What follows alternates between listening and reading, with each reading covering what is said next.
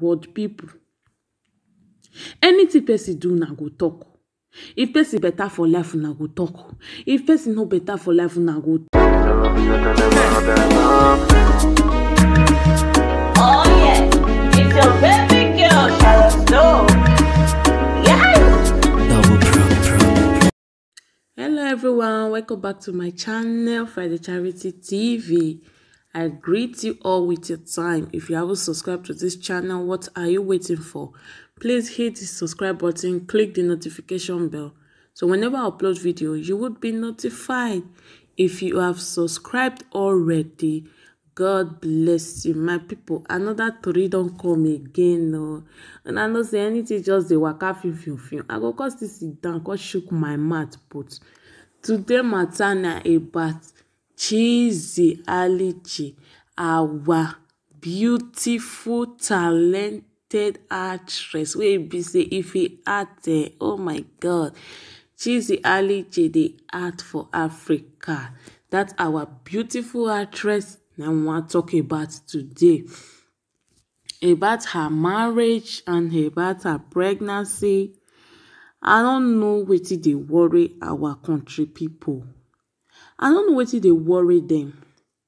People just dey mock Chizzy Alice because she used pregnancy belle wey she take do set na, all those fake pregnancy wey she take act movie. She can't use am take make video. Can't they ask them say whether pregnancy good, whether pregnancy look good on her. If you see the way people they insult her, you know go born for real life.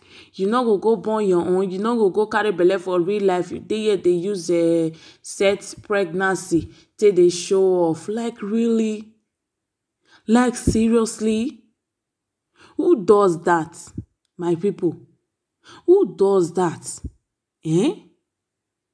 Person wey just marry, which day for year? Which day for year? She can't complain to una say she not see pikin born. I mean she never get belle. Abi her husband come out and say Chizzy Alice never gree born for her. I don't know wetin they worry that our country people, Nigeria. Person just marry, she never ever do any move finish. Wetin una just dey expect na belle. Waiting. Belle na everything. Una know say that girl na actress, na woman now because she don't marry. Na actress. If she decide not to born now una headache. You know wetin she and her husband don't plan. Una know wetin they don't talk before they marry. Una know wetin they don't talk. Una think say she dey yeye like some of all these our Nigerian girls. Wey be say men they use left and right, center, up and down. That girl, she's working so hard for her money. That kind of person, she not depend on man. So you know if you use yourself compare her wey be say you not get wetin you dey do, you not get one, you not get two wey you dey do. If your husband never buy Maggi, una no go chop. If salt don't finish for house, you want cook, you go wait till your husband come for work before you go buy salt take cook. If he come back, he go say, you never cook since. You go say, they wait now, salt don't finish. You not go fit see 1 naira, see 2 naira, take buy common salt, may you take cook your food. You go dey wait for your man. You think say Chizzy Alice na like that? You go there, you not get anything where you dey do. Now go they make you dey bon. Now go they make you dey bon. I not to say pikin a bad thing. Mona not get me wrong. It good if person born, but at least Mona still let that girl drink water, drop cup. But could I still let her drink water, drop cup? No. He never took away she married for here. This African mentality need to stop. He need to stop. If person just married, the other next thing one at the expect na pikin na belle. Anytime she want a born, anytime she and her husband want a born, Mona live there like that.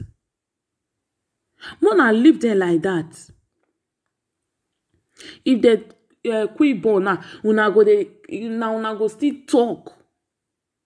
Hey, which day she just do marriage for you? Be like say she fair get the belle self. Be like say she get belle now make the boy go marry her.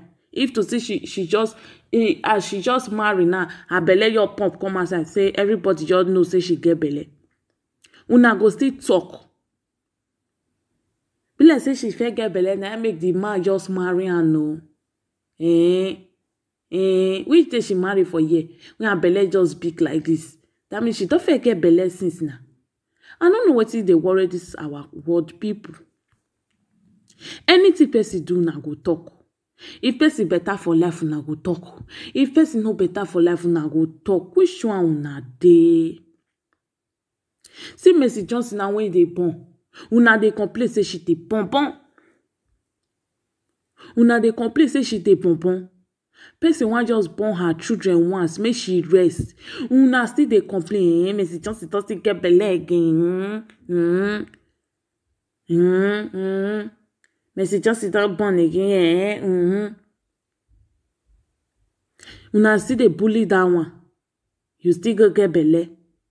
Chizzy Alice now, we never get belle, we never decide to born her. Una still dey bully her say she never get belle. She supposed to don get belle now. She supposed to don born now. Wetin una dey expect for her now belle?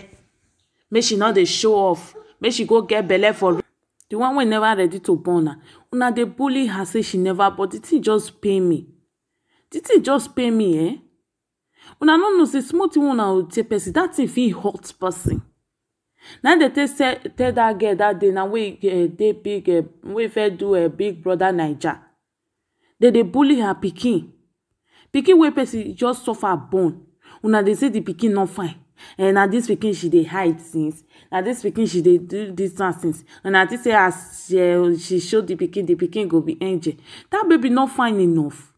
Her pikin want to fine again. That thing hurt that girl. So that she come outside, could cry bitterly. Una go just leave ye comment. Una no even care whether that comment go hurt that person. Make una stop this thing. Make una stop am. Una stop to dey bully people. Una no even know whether that comment go hurt person. How you go carry your hand, they type that kind of thing for person status, for video where person post, for picture where person post. You go dey tell am say you saw you even to say she go don get belle. Say make she go get belle, make she not dey use a movie belle till they post for here. As she don't marry, una dey expect belle for her. Una know how that thing go touch that person. Must you comment? Must you comment? If you see wetin you no like, no comment. I dey use this one now, they talk to all commenters. If you see wetin you no like, no comment, pass. Like me now, wetin I no like, I know dey even concern me. If I dey watch the thing, since say I no fit watch am, I go just pass.